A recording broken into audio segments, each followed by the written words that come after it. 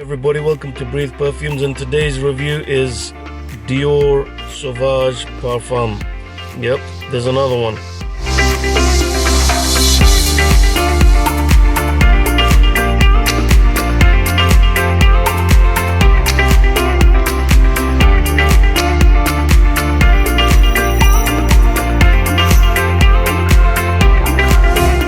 So guys, DIOR SAUVAGE, everybody knows it.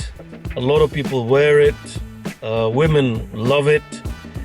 And you know, back in 2015 they released Eau de Toilette. You know, I think this range is one of the best-selling. It's the best-selling Dior. It's like one of the best-selling perfumes in the world today, if not the best. I'm not sure about the facts. You guys can check that out yourselves. However, it's really popular. The original DIOR SAUVAGE, for me, I mean, it didn't really do it for me. You know, it was, I could see the appeal in it, and I can see how women really like it. But for me personally, I found it a bit sharp, the metallicness of it. So I kind of like stayed away from it. Before I even tried Sauvage properly, you know, I actually tried this Prada Luna Rossa Carbon, and I bought this. And I find that it's quite similar to Sauvage, the Eau de Toilette. However, this is much nicer. It's got a, you know, it's still airy. It's got a different sweetness. That metallicness is gone, and it's a much smoother fragrance. And again, it's a nice, easy wear. The same kind of thing that's very appealing to females. They love this fragrance, and I would recommend this personally over the Eau de Toilette of Sauvage. So in 2018, Christian Dior released the sequel to the famous, popular, successful Sauvage, which was the DIOR SAUVAGE Eau de Parfum. Now, this one, when I first tried it in the store, when it first came out, I smelled it. I was like, oh, it's kind of like pretty much the same thing. However, once I was traveling, I went to, you know, duty free. I had some time to kill before my flight, and I was testing out some of the perfumes, and the lady at the Sauvage, the Dior counter, she comes up and goes, oh, you know, sir, you must try this. I'm like, yeah, I know this. And then I thought to myself, yeah, go on, let me just try it again. I tried it again, and I really enjoyed it. You know, this time the zingy pepperiness in the initial blast with the bergamot, and then the vanilla, man, the vanilla made this smooth, luxurious, very mature compared to the original, richer. And I really liked it, so I picked it up. And ever since then, you know, I wear it now and then. I wear it when I need something, you know, when I'm in that mood of wearing something, you know, designer and easy to wear. And I enjoy it when I wear it. And you know, obviously people around me always ask me, you know, they love it. They always ask me, what are you wearing? It is one of the best compliment getters, you know. But I did not like the sharpness of the original, but I really enjoy the Eau de Parfum. So that's where I stand right now with the Eau de Parfum. So then, you know, they want to come out with a parfum, which is, you know, the same route that Chanel went with their Bleu de Chanel range. They did the Eau de Toilette, you know, then they did the Eau de Parfum, and then the Parfum.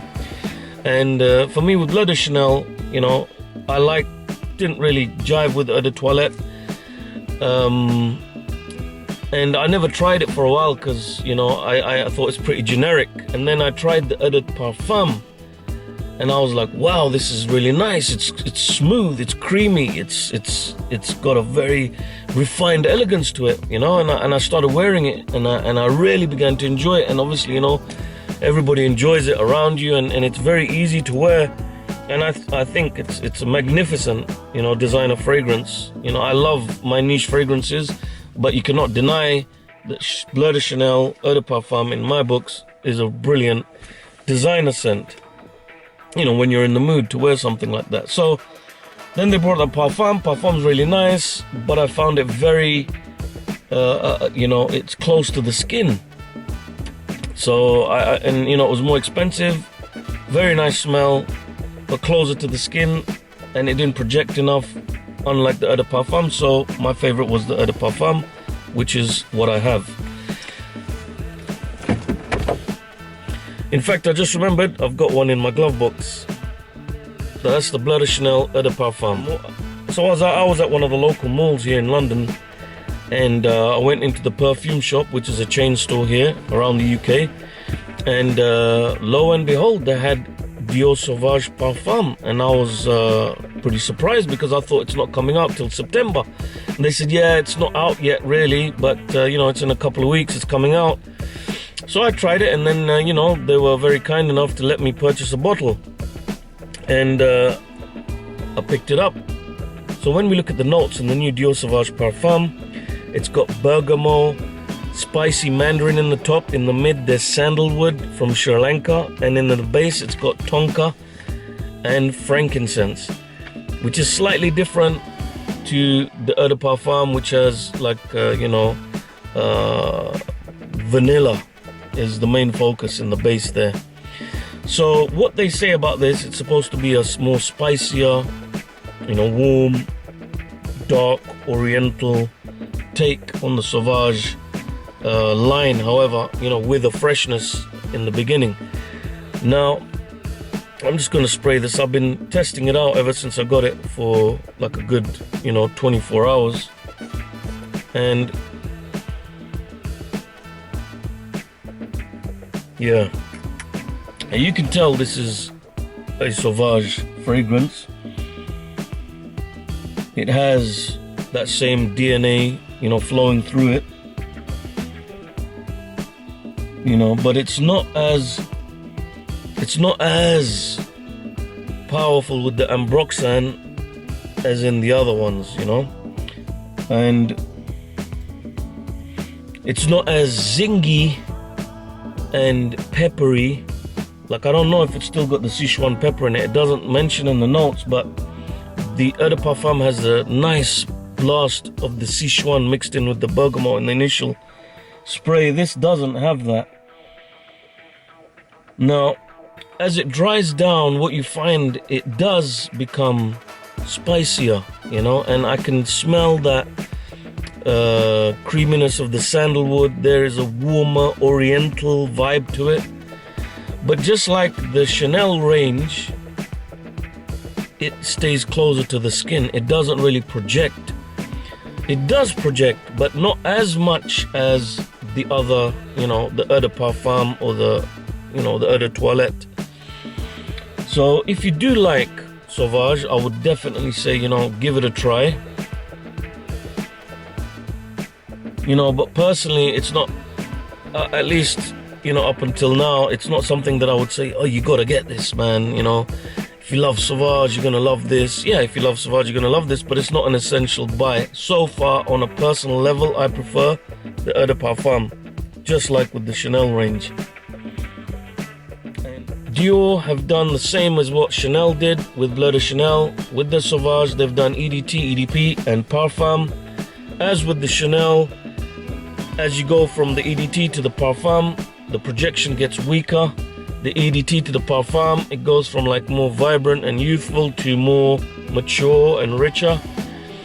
And as with the Chanel range, I would personally go, instead of the Parfum, I prefer the Eau de Parfum. Same goes with the Bleu de Chanel. So guys, in summary, Sauvage Parfum, you will like it. If you like Sauvage, the Eau de Parfum, you will like it, you know. Then it's up to you with the different nuances, the slightly spicier, warmer aspect of it, you know, which one you prefer. Personally, I prefer the Eau de Parfum.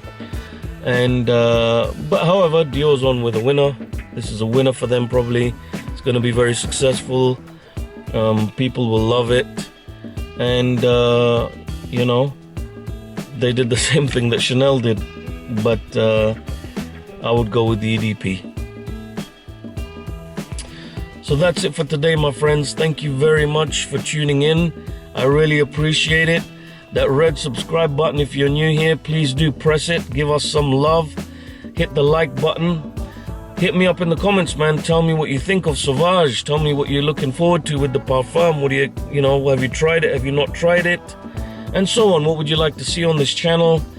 And I look forward to seeing you next time, and have a lovely day And remember, my friends, let fragrance give you life.